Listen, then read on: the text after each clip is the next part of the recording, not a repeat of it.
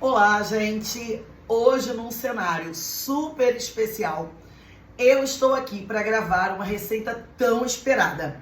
Eu já fiz essa receita várias vezes e postei, que é aquele pãozinho que parece até um pãozinho francês. E hoje eu vou fazer essa receita juntinho com vocês, tá? Porque eu quero mostrar as quantidades, eu quero mostrar a textura da massa. Então, vamos lá, vamos colocar as mãos na massa. Em primeiro lugar, eu vou passar para vocês os ingredientes. Vocês sabem que esse é um pão que eu não consegui desenvolver retirando completamente a farinha de trigo. Porque se eu retirar a farinha de trigo, ele perde completamente a maciez. Sabendo que é o glúten da farinha de trigo que dá essa elasticidade na massa. Mas sabendo que os meus pacientes diabéticos, eles gostam tanto de pão e eles sentem tanto aquela necessidade de ter algo parecido com um pão francês, eu decidi adaptar essa receita aumentando a quantidade de fibras e fazendo com que vocês possam sim comer um pãozinho. Então a primeira coisa que eu tenho aqui são 200 gramas de farinha de trigo, aquela farinha tradicional, sem fermento. Aí aqui eu tenho 200 gramas, 100 de farelo de aveia e 100 de farinha de aveia. E por que eu decidi misturar farinha com farelo? Porque o farelo de aveia, gente, tem muito mais fibras do que a farinha. Porém, é a farinha que dá uma textura de maciez para o pão, tá? Então é importante misturar os dois. Eu vou colocar também aqui, ó, 100 gramas de manteiga. Não é margarina, gente. Manteiga. Eu tenho aqui também um ovo batido. E eu tenho aqui uma xícara de leite. Esse leite pode ser leite de vaca, se você puder. Ou, no meu caso, como eu não posso, eu uso leite de aveia. E dá super certo. Eu tenho também uma colher de sopa de açúcar e uma colher de sobremesa de sal. Ai, Nutri, mas vai açúcar nessa receita? Esse açuquinha que vai aqui nessa receita é só para o fermento poder fermentar melhor, tá bom? Então vamos lá, eu preciso de uma bacia bem grande que me dê condições de mexer essa massa.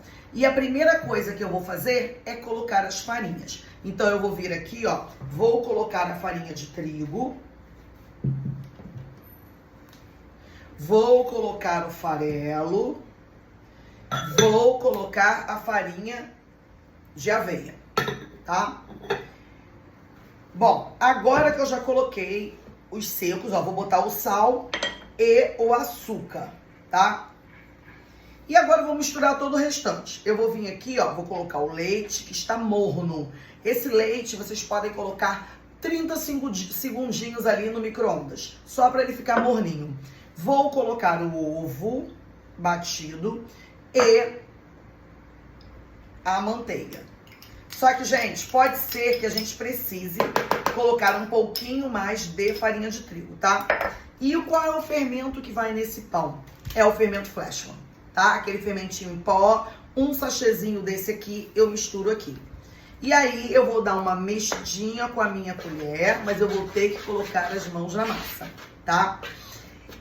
Quando eu colocar as mãos na massa, eu vou perceber e eu vou sentir se de fato eu preciso colocar um pouco mais de farinha.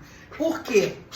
Porque se a massa estiver grudando nas mãos, eu preciso colocar um pouquinho mais de farinha de trigo só para poder desgrudar. É aquela misturinha que a gente faz só para poder dar liga, né? Então eu tenho aqui um pouquinho de farinha de trigo, tá? E eu vou deixar ali se for preciso. Então, bora lá.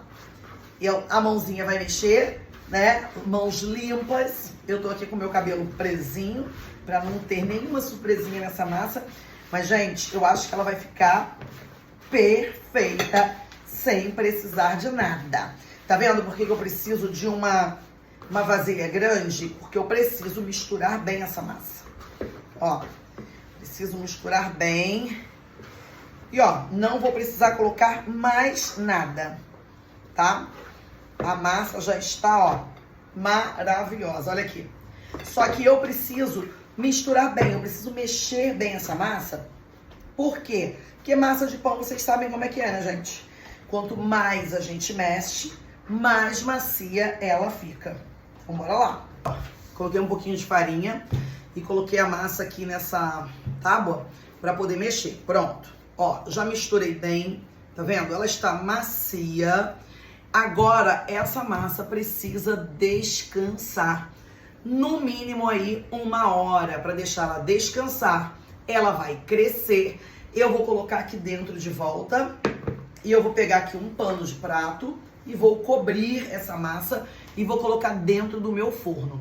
Se você mora em lugar frio, essa massa vai ter muita dificuldade para crescer. O que eu faço? Às vezes eu ligo um pouquinho o forno, deixo ela esquentar, desligo e boto lá dentro para ela poder crescer, se você estiver num lugar muito frio, tá? Caso contrário, deixe descansar por 1 hora e daqui a 1 hora nós vamos voltar aqui para fazer as bolinhas, colocar no tabuleiro e colocar para assar, tá bom? Então vamos lá agora, deixar tudo prontinho para a massa crescer e continuar o nosso pãozinho. Bom, gente, agora que a massa já descansou, eu forrei um papel manteiga no tabuleiro. Por que, gente, que a gente forra papel manteiga no tabuleiro? Porque o tabuleiro, ele contamina o nosso alimento com alumínio.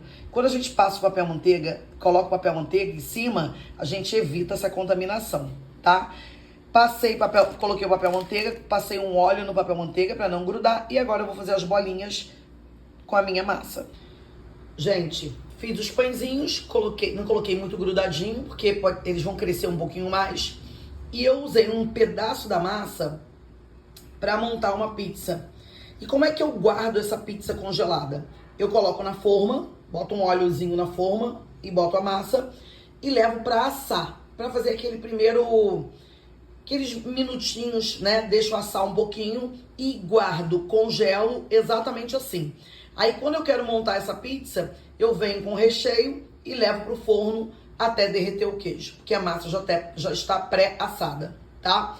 Agora vamos lá ver se o pãozinho deu certo. Olha aí o pãozinho prontinho. Gente, qual é o tempo que deixa no forno? Cada forno é diferente um do outro, até ele ficar douradinho. Na verdade, eu gosto dele mais douradinho, mas eu decidi tirar logo pra mostrar pra vocês. Olha, eu cortei. Olha como tá massinho, gente. Ó, olha que delícia. Só colocar agora aqui um patezinho e tudo de bom. E aí vocês podem se deliciar dessa receitinha maravilhosa.